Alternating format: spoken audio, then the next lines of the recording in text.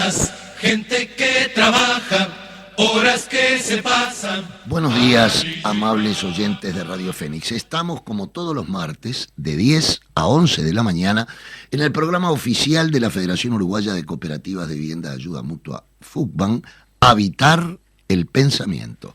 Y les habla Gustavo González, secretario general de FUCBAN. Hoy tendremos un invitado, un amigo de la casa, pero lo anunciaremos dentro de un ratito, porque antes les quería decir que, bueno, el movimiento sigue trabajando fuertemente en uno de los temas que se llama el problema del suelo, que ya lo hemos hablado varias veces, las tierras para las cooperativas de vivienda. Bueno, ayer con alegría recibimos la noticia de la Intendencia Municipal, de la Intendencia de Montevideo, de que vamos a firmar un nuevo convenio. Estamos por fijar una fecha que será 15, 20 días lo máximo, para nuevos terrenos para el cooperativismo de vivienda de ayuda mutua, tema fundamental para la construcción.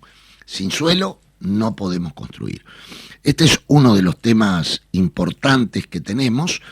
Hemos tenido varias salidas al interior del país, estuvimos en Mercedes, estuvimos en Paysandú, otros compañeros en otros departamentos, porque bueno, nuestro movimiento es nacional y es fundamental trabajar con las cooperativas del interior del país y liquidar esa división que siempre existe entre Montevideo e interior, porque bueno, los montevideanos tampoco somos culpables de que sea un país macrocefálico, lamentablemente, pero bueno, en FUCBAN hacemos todo lo posible para que el movimiento se sienta auténticamente nacional, ya que en todos los departamentos del país existen cooperativas de vivienda afiliadas a FUCBAN.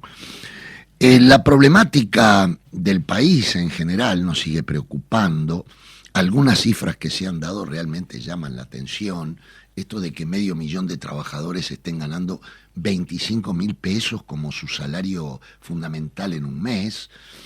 Jubilados que oscilan entre los 100 y 120.000 jubilados, con jubilaciones de 15.000 pesos aproximadamente. Cada vez más gente en situación de calle. Esto que realmente preocupa. Entonces quiere decir que la situación aquella que se planteaba del derrame, el derrame no aparece, ¿no es cierto? Es decir, seguimos teniendo un modelo netamente desigual, y para eso hoy de tarde se reunirá la Intersocial para evaluar los pros y los contras del acto que hicimos la semana que viene para tomar nuevo ánimo, nuevas ganas, frente a uno de los temas claves como es el tema de la reforma de la mal llamada seguridad social. Yo digo que no es la reforma de la seguridad social, yo digo que es una reforma apenas jubilatoria, y para eso hoy tenemos al secretario general de ONASPU, al compañero, un amigo de la casa, Sisto Amaro. Buen día, Sisto. Buenos días. Un placer estar compartiendo contigo en particular y bueno, y con toda la gente de FUCBAN. Muy bien.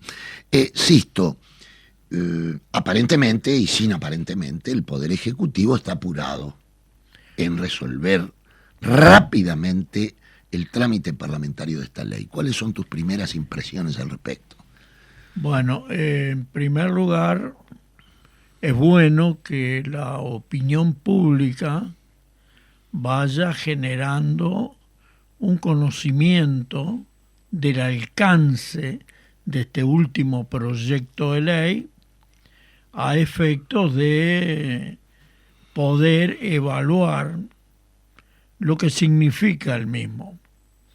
Creo que el comienzo debe estar por ahí. La propuesta que realiza el gobierno y que ya está en el Senado de la República no es de la reforma del actual sistema de seguridad social. Lo que está planteado es una reforma del sistema previsional y una reforma que tampoco es completa del sistema previsional, en el que se fortalezca al capital financiero que a través de sociedades anónimas que nosotros conocemos como AFAP duplique o triplique sus ganancias, y que el mayor costo de esta reforma del sistema previsional caiga sobre el hombro de los trabajadores y también de los jubilados y pensionistas actuales y del futuro. O sea que quiere decir que un primer aspecto que tú marcas es que esta reforma viene a beneficiar fuertemente a lo que conocemos como las AFAP. Esto es lo primero. Esto es lo primero. Tú también decís, esto no es una reforma de la seguridad social. En eso me gustaría ¿qué debería contemplar una reforma de la seguridad social? En primer lugar, una reforma del actual sistema de seguridad social tenía que contemplar temas vinculados a la seguridad social. No hay una sola palabra en este último proyecto de reforma que tiene casi 300 páginas sobre el Sistema Nacional de Cuidados. Por ejemplo. Por ejemplo, los adultos mayores vivimos más años, pero tenemos que vivirlo con mejor calidad de vida. Claro. Tenemos un Sistema Nacional de Cuidados que está paralizado, que no aumenta la atención de los que necesitan cuidado. Incluso hay un personal, hay uruguayos que se han preparado para ofrecer cuidados, que el BPS no los llama porque no hay políticas que atiendan esta necesidad de la sociedad. Cuando uno escucha hay un 22% de niños que están bajo la línea de pobreza. Terrible. Entonces, en vez de elaborar políticas para ver cómo resolvemos algo tan grave para un país que tiene el aumento del Producto Bruto Interno el año anterior en 3.5, este año va a estar por encima de 5 puntos el aumento. Es decir, que hemos generado mayor riqueza, pero ¿cómo la hemos distribuido? Con un 22% de los niños bajo la línea de pobreza. Y en vez de elaborar políticas para sacar a esos niños de la pobreza, se contraponen a los adultos mayores que por políticas que se han desarrollado anteriormente un 98% no está bajo la línea de pobreza, y se contrapone esta situación con la situación de los niños. Esto es algo que es más que artero, es un propósito, una política desconsiderada, en primer lugar con los niños, porque los lleva a la pobreza, y una violación de nuestros derechos humanos, porque nos quiere confrontar a los adultos mayores con lo que son lo principal de nuestras vidas, nuestros nietos, nuestros bisnietos, y los responsables de estas políticas todos sabemos quién son. Bien, eso, entonces, ahí está claro que no hay, digamos, en esta reforma un objetivo claro de reforzar la seguridad social, tanto en el campo de la niñez, de los adultos, tema mujer, es decir, los sectores vulnerables siguen siendo vulnerables. Siguen siendo vulnerables, pero además el corazón de la reforma tiene que ser la financiación, y en esa misma dirección el alcance social de la reforma. Del alcance social son todos recortes, y de la financiación nosotros tenemos algunas preguntas. Por ejemplo, la caja militar hoy día tiene en 55.000 aproximadamente pasivos de la caja militar, un déficit que anda en los 450 millones de dólares anuales. 450 millones de dólares anuales. De déficit, 55.000 pasivos. Bien. Ahora, el planteo de la reforma dice que todos los integrantes de todas las cajas, incluida la militar, van a tener régimen de AFAP. Es decir, que de futuro lo que aportan los miembros de las Fuerzas Armadas que están en la caja militar, un 10% va a ir a la caja, pero un 5% va a ir a parar a la AFAP. Bueno, ese 5% que va a aumentar el déficit, que hoy tiene de 450 millones de dólares, ¿quién lo va a pagar? ¿No va a pagar el partido que está en el gobierno? No, lo vamos a pagar nosotros, claro. todos, doña María, todos vamos a tener que pagar el hecho de que se fortalezcan financieramente las AFAP. O sea, que además de tener este déficit, la caja militar, que no se toca, no, esta reforma para nada agrava. Dice, se agrava. Es decir, que hay un 5%, decías, claro, que va a engrosar las arcas de las AFAP. Seguro, porque además todos los meses el sueldo de los militares va a estar seguro. Claro. Entonces, esto es un negocio redondo, el mejor negocio que hay en el mundo, el de la AFAP. Pero hay otro caso similar. La caja policial tiene apenas 23.000 pasivos y tiene un déficit anual de 160 millones de dólares anuales. Va a pasar lo mismo con esos pasivos. Van a ir obligatoriamente, porque esto es algo que después me gustaría un poco intercambiar. Ahora hay un artículo 8 en la ley 16.713 que uno puede optar, si gana menos de 71.000 pesos, si ingresa o no al sistema de AFAP. Puede uno optar. Ese artículo 8 se elimina y es obligación. Todos los trabajadores deben de estar en la AFAP. Ganen 10.000 pesos por mes, 15.000 o 100.000 pesos por mes. Todos a la AFAP. Obligatoriamente. Esto está planteado en la reforma. Esto está planteado en la reforma. Obligatoriamente. O sea, hoy que uno puede estar solamente en el BPS, claro, ahora no va a poder. No va a poder estar. Va a ir, tiene que aportar toda la caja policial, el 5% para un sistema de AFAP. Si hoy tiene... ¿En qué se basa la argumentación esa? ¿Por qué? En que tiene que haber un sistema mixto. Ahí está. Entonces es el ingreso del capital. Bueno, que pregunten cómo le fue a Chile, claro, con el sistema de AFAP, que destruyó no solamente la seguridad social, sino el sistema financiero en el país hermano. Que pregunten, que ha habido discusiones, bueno, con España, que en España la edad para adquirir los derechos jubilatorios por un tema demográfico, por los cambios en el mundo del trabajo, la edad son 67 años, no 65. 67 años, pero ¿cuáles son los cambios?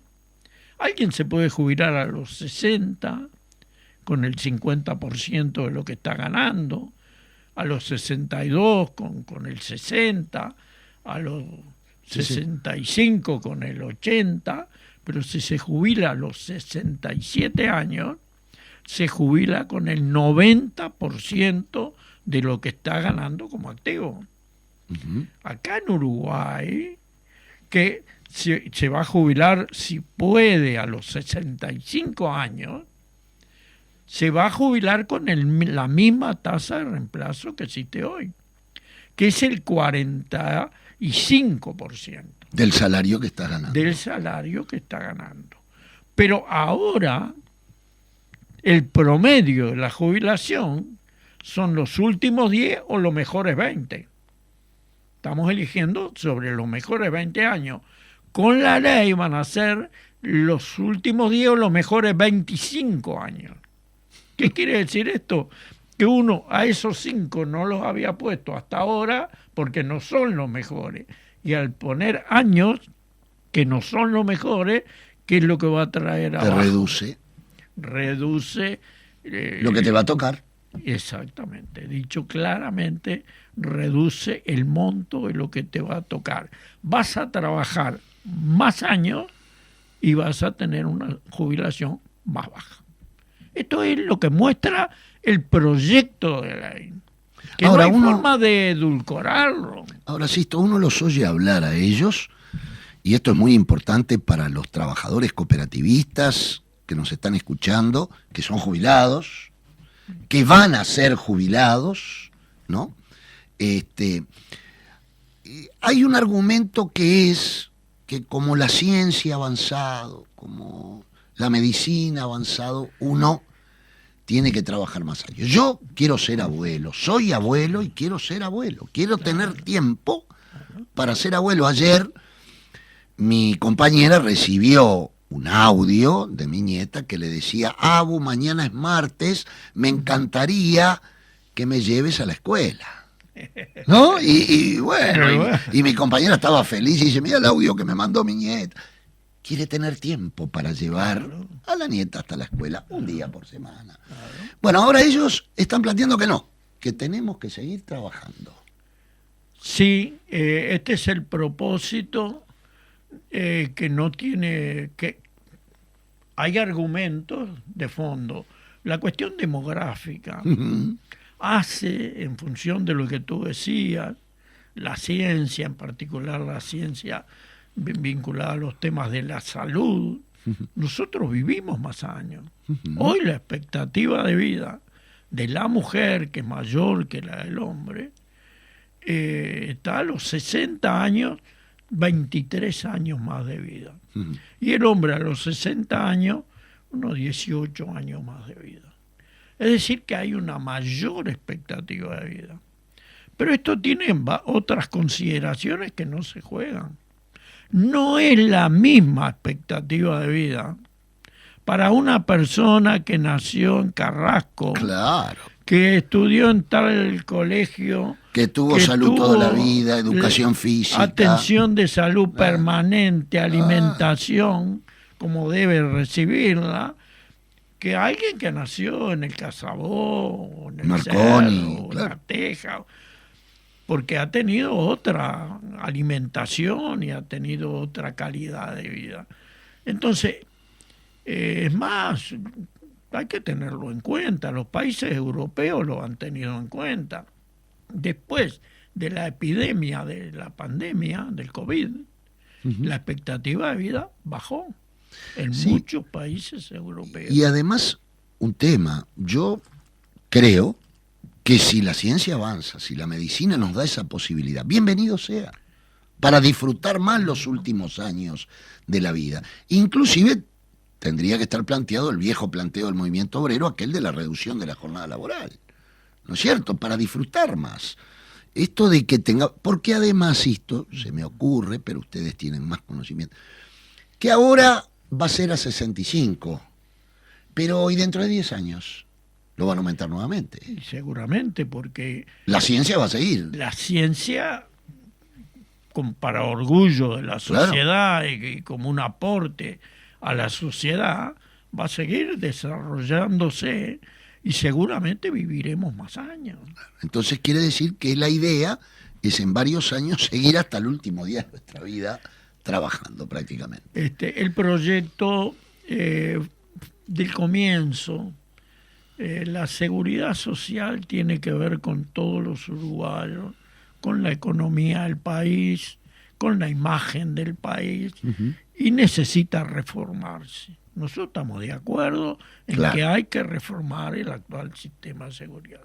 Pero esto amerita reformarse en función de un proyecto sostenible en el tiempo, de un proyecto que esté discutido con el conjunto de la sociedad. ¿Cómo se discutió este proyecto de ley? Eso es importante. En primer lugar, la decisión de la LUC y la convocatoria a los expertos en seguridad social. 15. 9 fueron del Poder Ejecutivo, 6 de los partidos de la coalición, luego estuvo el Ministerio de Economía, la OPP, Sí. y estuvo el Ministerio de Trabajo. Son 9. Y hubo un representante del PCNT, uno de los empresarios, uno nuestro de jubilados y pensionistas, y 3 representantes del Frente Amplio. O sea, 9 y 6. Esto se hizo un diagnóstico en que hubo 9 votos a favor y 6 en contra. Claro.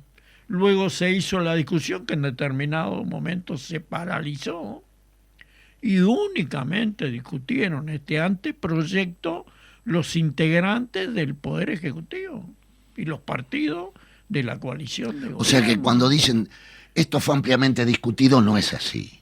No es así, porque sí nosotros expusimos, presentamos proyectos, nadie los escuchó. Ellos siguieron adelante con el proyecto del Poder Ejecutivo. Y lo que va al Parlamento es el proyecto del Poder Ejecutivo, no es el producto, como se hizo el pacto de la Moncloa en España, las discusiones con todos los sectores sociales, con todos los sectores políticos, todos tenemos algo para aportar.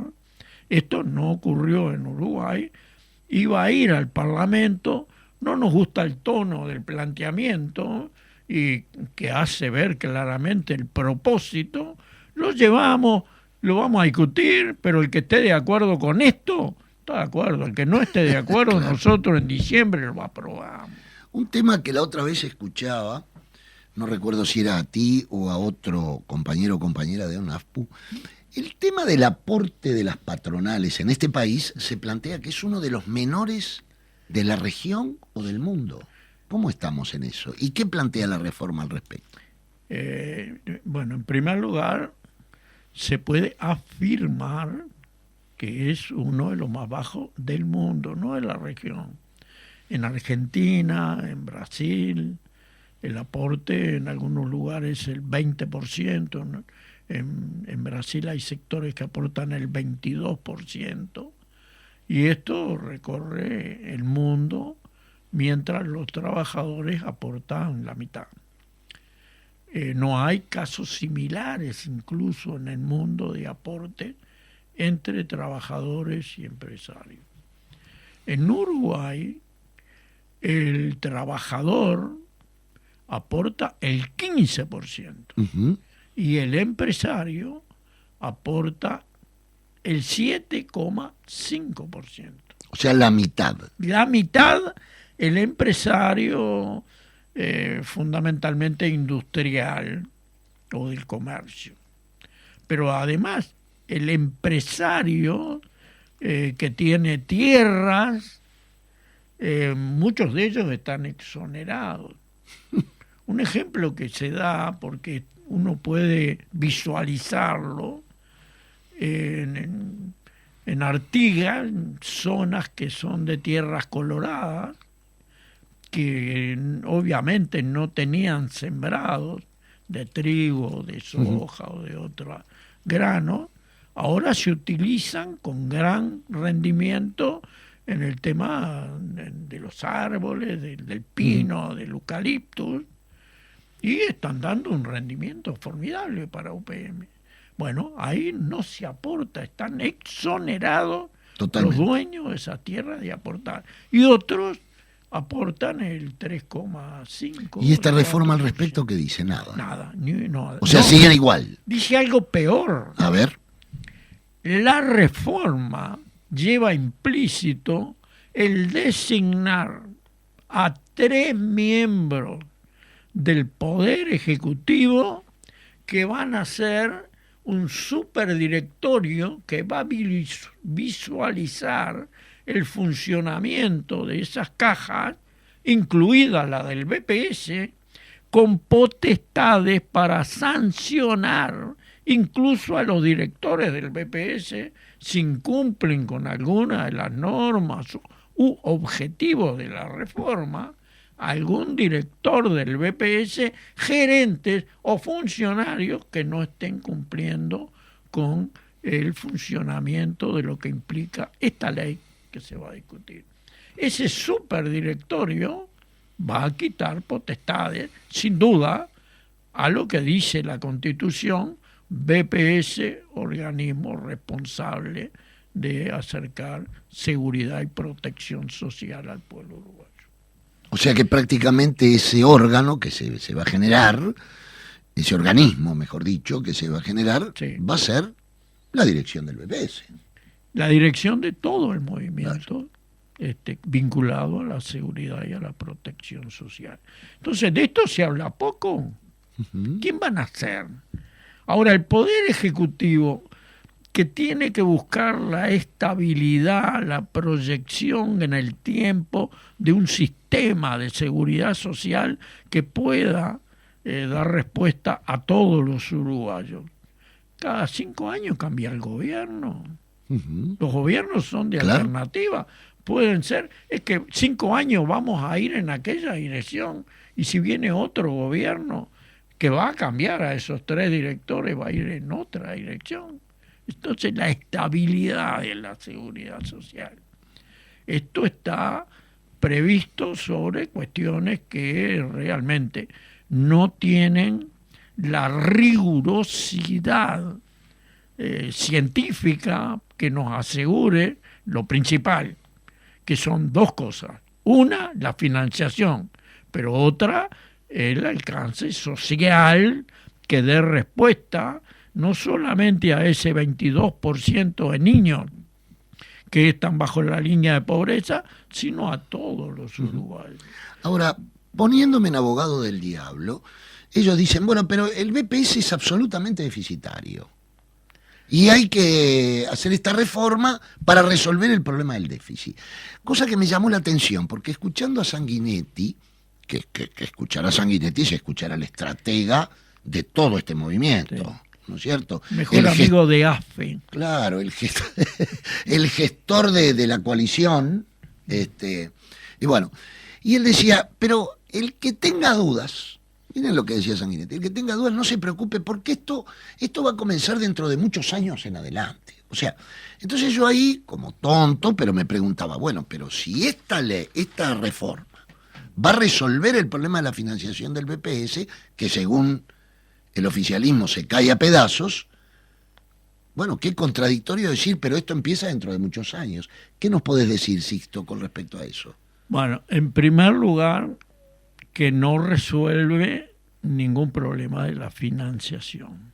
Yo mostraba cómo el hecho de pasar a ser obligatoria la vinculación de todos los sectores bancarios, profesional, notarial, policial, militar y banco de previsión social al sistema de AFAP, eso va a hacer que los ingresos del BPS sean menores, porque hoy solamente aportan los que ganan más de la cifra que yo mencionaba.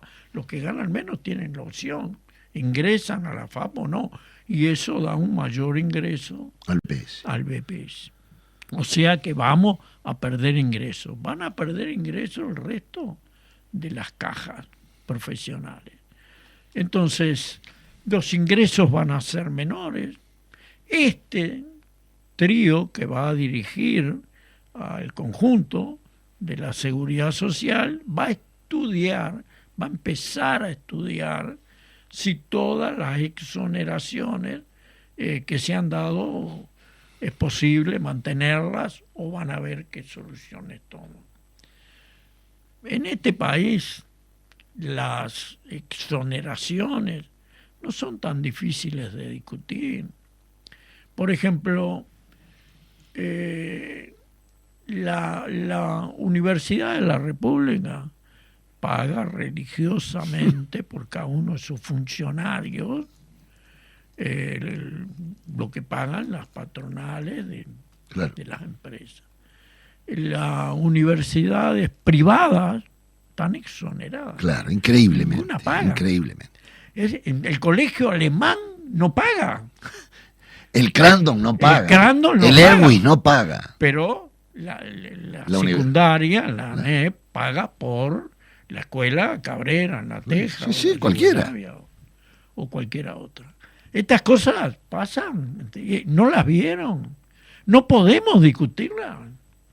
Entonces, no hay la voluntad política de exonerar, de ver esas exoneraciones a estos sectores que son claramente vinculados a la educación, pero con fines de lucro. Sin duda, sin duda. Entonces, bueno, estas cosas tendrán que irse manejando en la opinión pública. Nosotros creemos que lo que falta es profundizar la discusión de estos temas.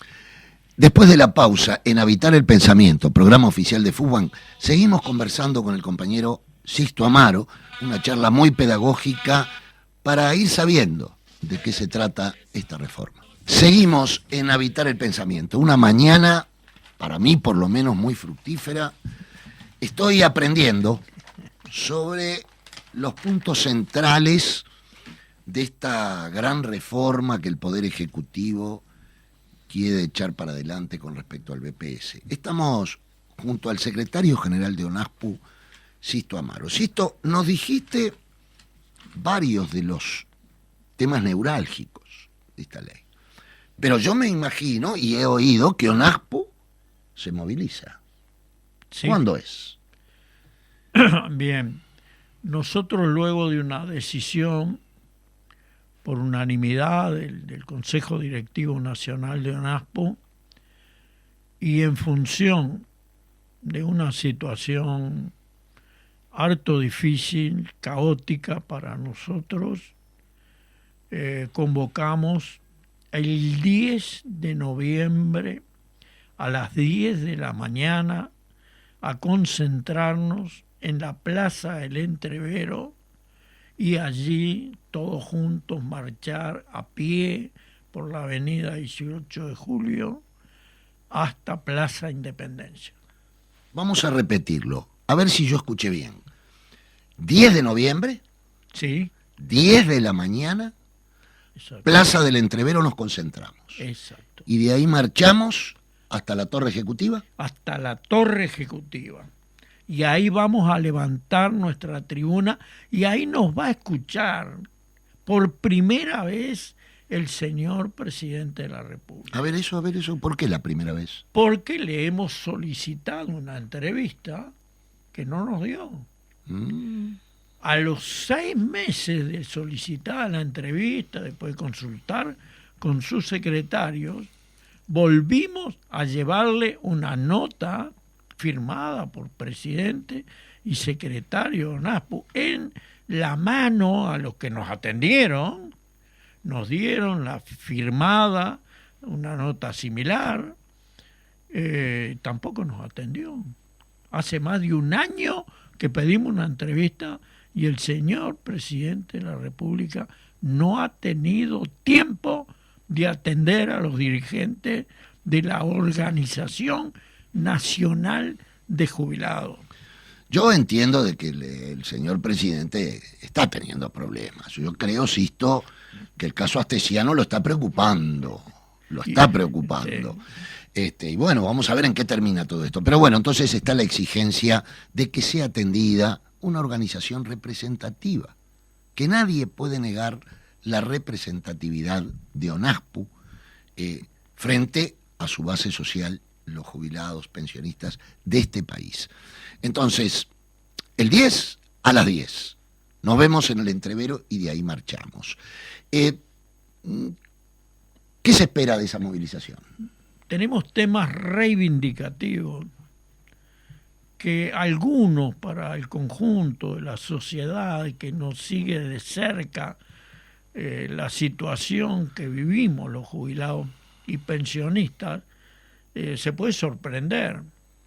Hoy mujeres, hombres, que trabajaron 30 años, algunos más, por distintos motivos perciben lo que le llaman la jubilación mínima y sobreviven con 15.750 pesos por mes. No lo puedo creer. 15.750 pesos. 15.750. ¿Qué número de jubilados tenemos, más o menos? 140.000 jubilados. ¿Por qué tenemos 140.000 familias de uruguayos que han trabajado una vida, que tienen que sobrevivir con eso?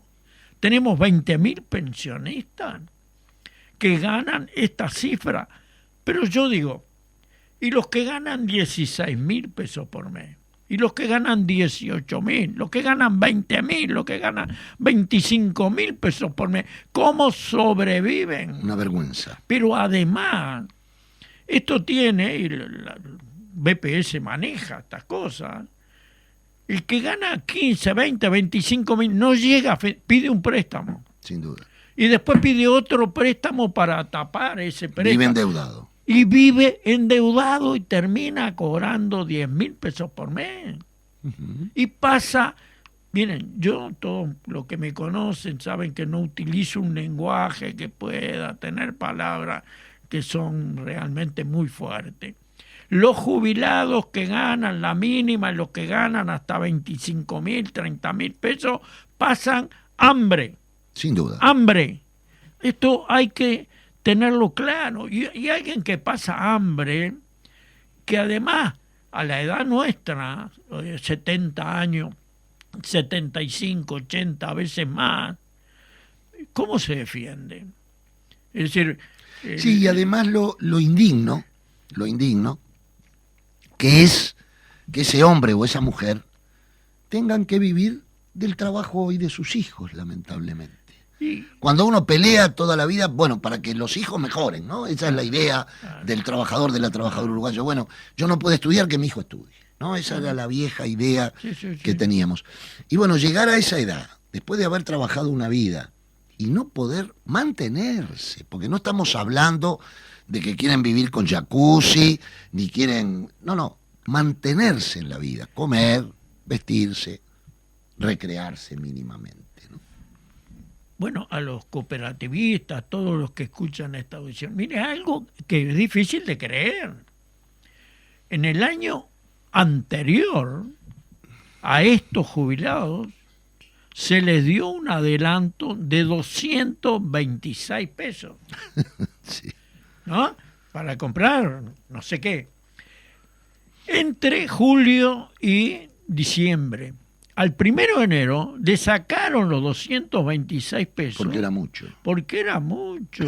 Y le aplicaron el aumento sobre lo que venían ganando en junio. Esto equivale a que tuvimos un 7.56% de aumento todos los jubilados. Pero los que ganan la mínima tuvieron un 4,18% de aumento. ¿Por qué? Porque le sacaron el adelanto que le habían dado. Y acá el otro motivo principal de la movilización del 10 de noviembre. No, el presidente lo anunció en abril. A partir del 1 de julio nos dieron un 3%, que pareció que era de aumento, terminó siendo de adelanto. Exactamente, no fue aumento. Desde el 1 de julio al 31 de diciembre. O sea que en enero no lo vas a cobrar. En enero no lo vamos a cobrar, y el aumento que se va a dar por la Constitución de la República a partir del 1 de enero va a ser sobre lo que veníamos ganando al 1 de julio, no lo que estamos ganando ahora. ¿Qué es lo que plantea ONASPU? ¿Qué es lo que queríamos plantearle al presidente de la República? Que ese 3% que nos dieron de adelanto se convierta en aumento. Exactamente. Porque esto haría justicia, porque hoy salió el índice medio de salario de septiembre, y el índice medio de salario de septiembre dice 9.16. Ahora, el índice medio de salario y el aumento tiene que tener la contrapartida, que es el IPC, el índice de precio al consumo, la inflación. Claro. Porque el aumento puede ser de 80 y si la inflación es de 100, perdemos un 20% de calidad de vida. Entonces, la inflación, el IPC, viene rondando en las mismas cifras. Y nosotros pensamos que sobre el fin de año el índice medio de salario, el aumento nuestro, va a ser un poquito menos de 10 o un poquito más de 10. Y que la inflación, como hay formas de mover los números en la cuestión financiera, va a andar también alrededor de 10, un poco más de 10, un poco menos de 10. Se va a intentar que no pase las dos cifras. Entonces, ¿cuál es la diferencia para emparejar los caballos y recuperar poder adquisitivo perdido? Que ese 3% deje de ser un adelanto y pase a ser un aumento. Esto lo estamos planteando, quisimos discutirlo con el presidente de la República, no nos dio esa oportunidad.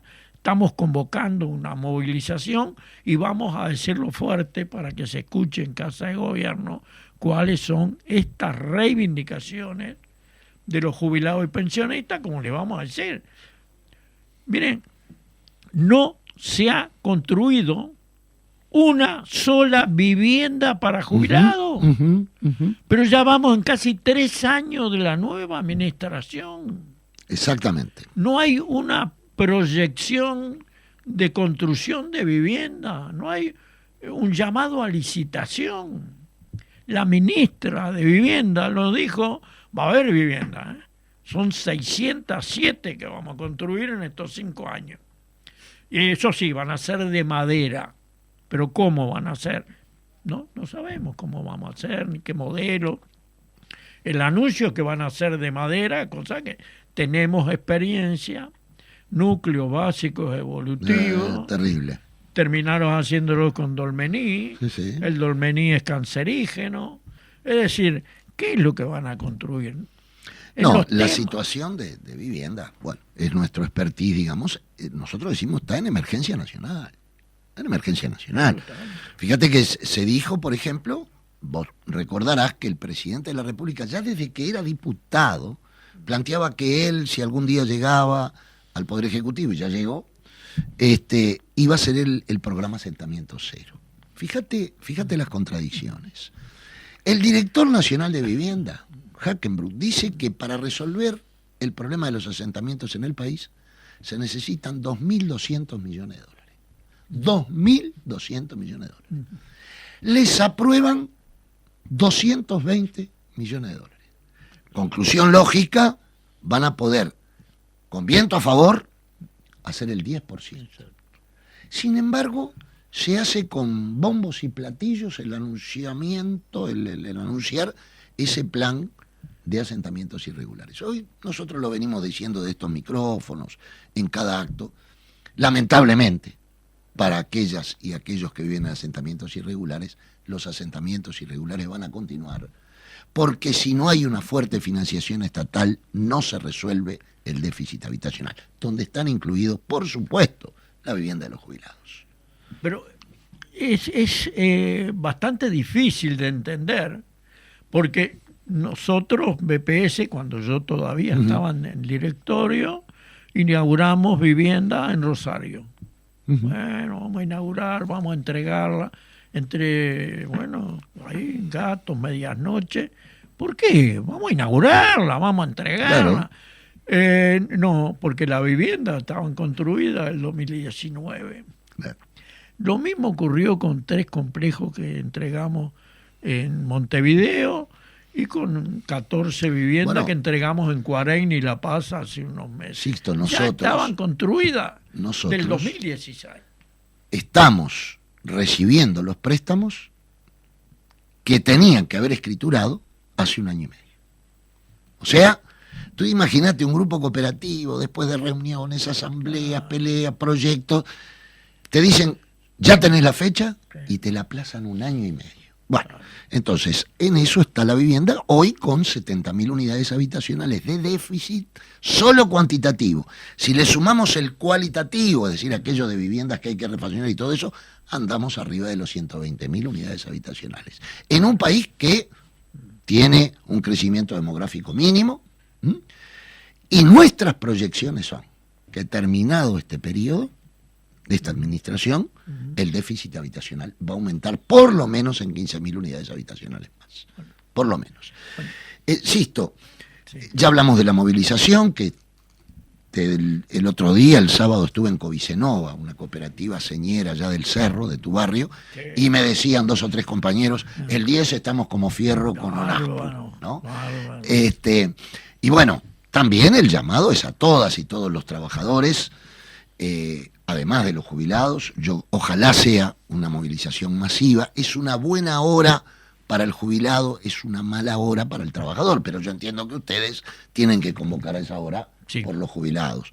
Pero bueno, yo creo que sí va a ser masiva, y bueno, desde acá estamos convocando a sumarnos definitivamente a esta movilización.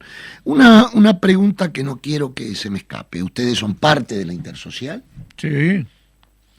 Y bueno, la Intersocial ya ha definido, además de la plataforma global que tenemos, que es la del último paro general, un tema central es lo que hoy estuvimos hablando, la reforma de la seguridad social. Aparentemente el Poder Ejecutivo en diciembre lauda en el Senado, y esto pasaría en marzo, y en marzo el Uruguay tendría ya esta nueva ley. ¿Qué hacer? Bueno, hay algunas posibilidades que se estudian. Nosotros creemos que lo que hay que hacer ahora es un poco lo que comenzamos a hacer, todavía muy abreviado, el análisis y las consecuencias negativas para los jubilados, los pensionistas, abrir debate. Los trabajadores. Ellos no quieren abrir el debate. Nosotros tenemos que abrir el debate. En los barrios, en los sindicatos, en las cooperativas, en los clubes deportivos, en la parroquia, en donde sea.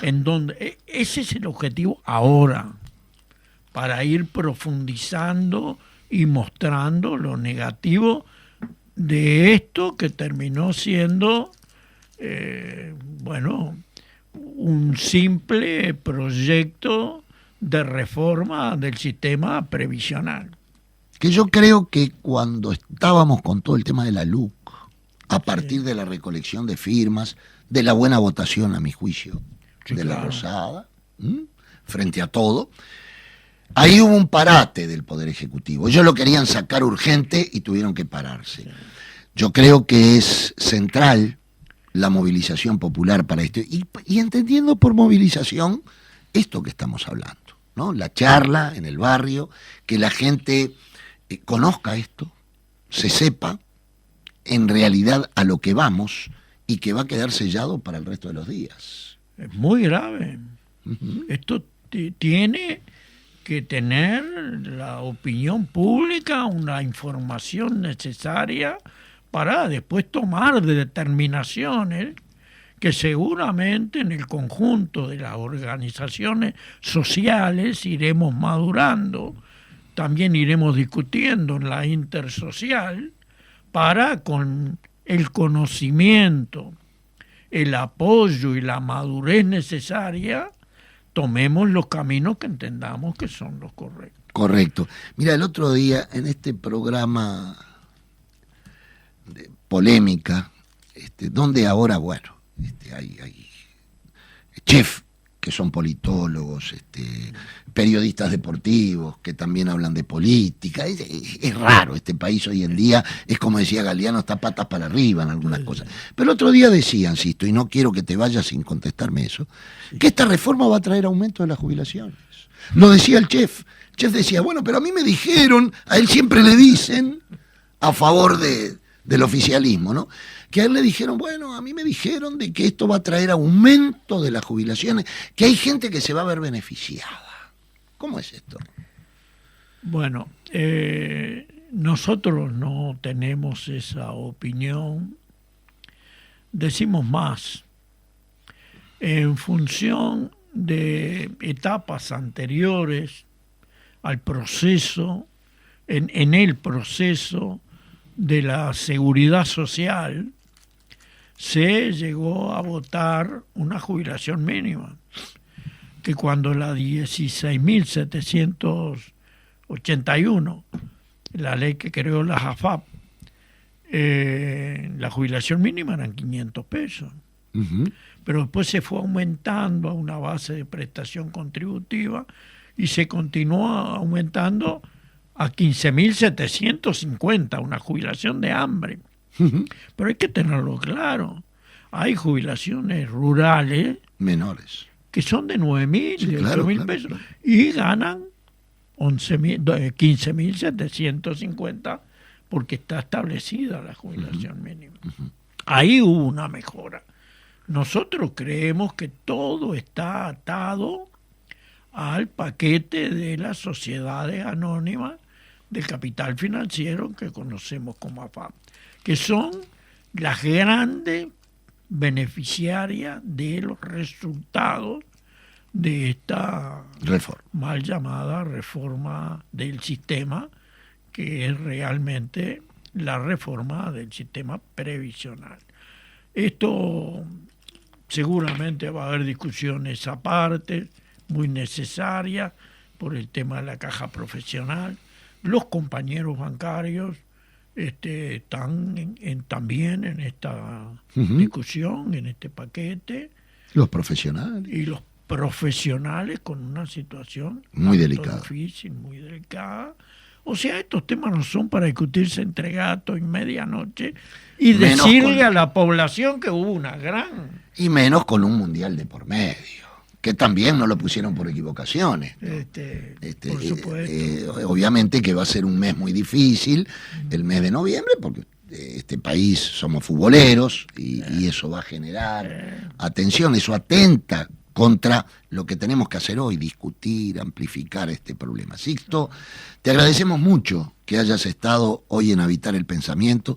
Sabe ONASPU que tienen estos micrófonos abiertos cuando lo deseen. Antes de irnos y de dar tu saludo final, el 10, a las 10 en el entrevero. Sí. Eso es fundamental.